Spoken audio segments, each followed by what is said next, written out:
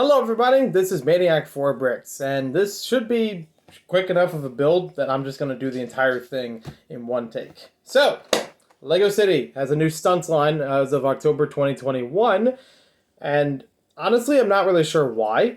I feel like it's more of the gimmick that they're pushing more than anything else in the line. I mean, it's still cool having a stunt sub-theme as part of LEGO City, but they didn't really need another sub-theme because they already had the Safari stuff in mid to late summer. And that's on the shelves. That's fine. If you put the stunt stuff off for another year, I would have been okay with it personally. Like, maybe make it a January wave or something, I don't know. But whatever the case, we got these with a couple of brand new parts and a couple of interesting characters to go with them. I don't know if they're going to fill out all the characters really with it because it's LEGO City, but this one in particular piques my interest. 60298, we have the Rocket Stunt Bike, not the Stock It Runt Bike that I almost said, but now I did say it, so it's official. It's $8 in the United States for 14 pieces, ages 5 and up, one minifigure, and probably not worth that. I'm already going to say it, I didn't even open the box yet. $8.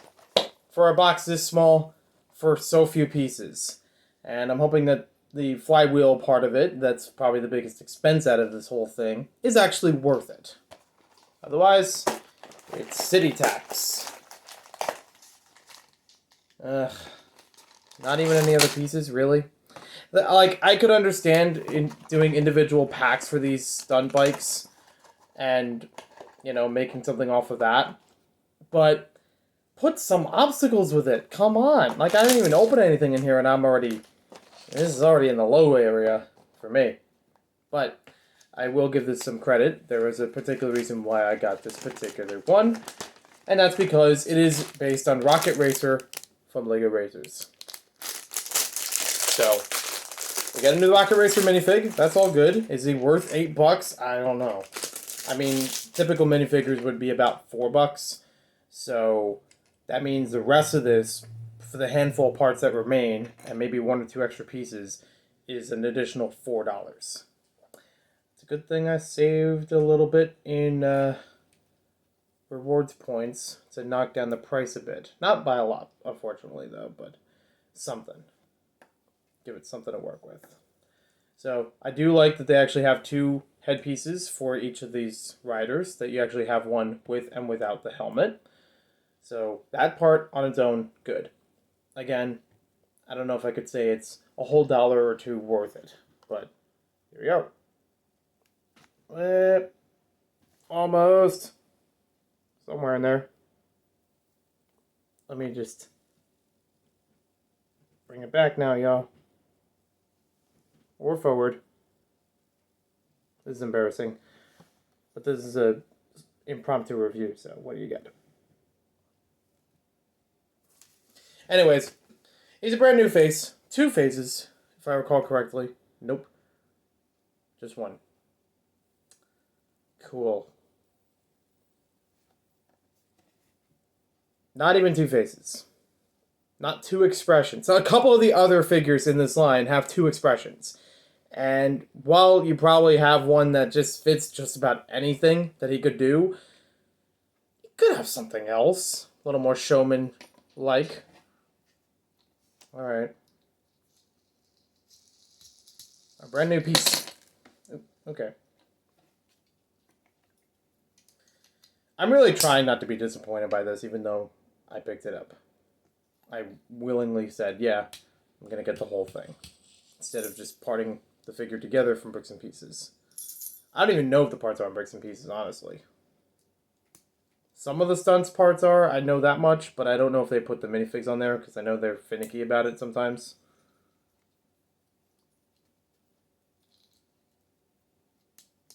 That's it. That's the whole set. $8 set.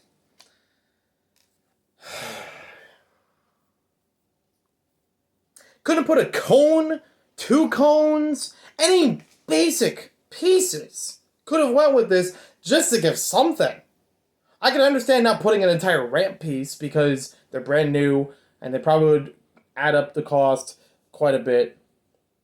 You could have put like an older ramp piece in here. Like, even the smaller $10 racer sets that they did like a year or two ago, they built up a ramp with like a slope and a plate and called it a day. Not much beyond that. And they could have done the same thing here. To at least give some, height ramping.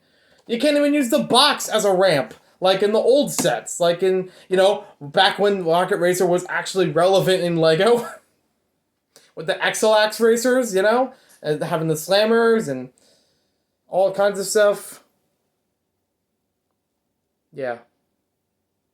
I don't know. Well, what I'm going to know is how does the flywheel work? So the flywheel is a loose motor kind of thing. It's like a loose gear kind of thing that basically the more effort you put into it, the more you'll get out of it. I'm sure it caps at some point. But, if I do a little bit here, it's only going to run for a little bit. If I give a little more oomph to it, you can probably hear that.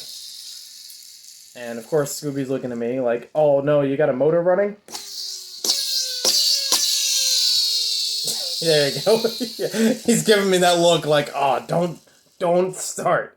Any motor kind of sounds, he gets a little triggered. So yeah. As far as I can tell, this is a fairly brand new thing for LEGO. I don't remember if they've done anything like this in the past. It's not a brand new thing as far as toys go. I used to have toys, like I had a Hess truck or two that included 2 motorcycles like this. So you ramp them up and then let them go. And as I try it out, boom! So, it gets the job done. And it's got quite the rebound with that front wheel. There are actually 2 sizes of wheels that are used on the bike. The flywheel on the front the flywheel on the back is smaller than the standard bike wheel on the front. So the way standard motorbikes from LEGO, that's what the one on the front is like, and then the back one is smaller. Pretty much the same size as the wheel without the tire, give or take. But yeah. And it's just one big gray piece, as you saw before. That was the apparatus of the bike. And the kind of thing that's like, oh, well, you have different styles and different colors that would be in other sets. So this is your base of it. There's a stud attachment on top. There's a clip attachment on top of there. You probably can't use the older bikes with it just by shape and by attachment. But they at least give you a couple varieties of them for the new one. So you could try different things. Honestly, I'm even skeptical about picking up any of the other ones right now. Like, this is definitely the one I was most interested, most hyped about because of Rocket Racer. But as the flywheel thing itself, it works okay, at least for right now. If I try it on the floor... Okay, so it didn't really work so well on tile. All the rivets in the tiles, it just made it flop all over the place. So let's see if I try it on wood. Move that over here.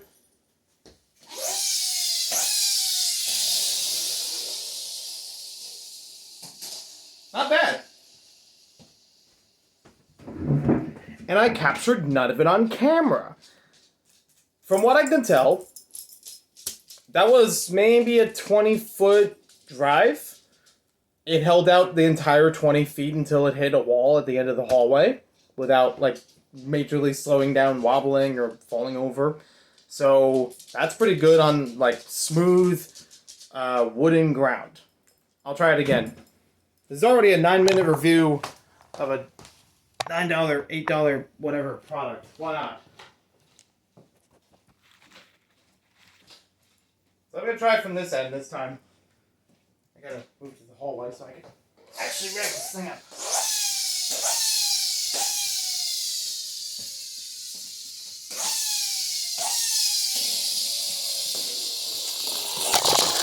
And it hit the camera. So, it's not bad for kids. It's definitely a fun enough thing to play around with. And with that kind of, like, momentum, it'll be the kind of thing that you could set up other things and work around them to make stunts and such. It's just disappointing as a small box like this. So bare bones. Not a... Like, seriously, you don't even have to put a ramp with this thing. Just put 2 cones or little flames on dish pieces. I could think of a number of things that would add nothing to the cost, but more to the value of it to make this worthwhile. And I guarantee if I look at the other ones, like even on the back of the instructions, where, by the way, only one side for the instructions, the other side just showing how it works, and then the other sets and parts count on the back. Folded like a poly bag in a box set. There you go. I guarantee the other small box ones like this don't have extra parts either. Like virtually the same layout, but no accessories. Nothing else to work with that. Nothing else to justify that $8 price point.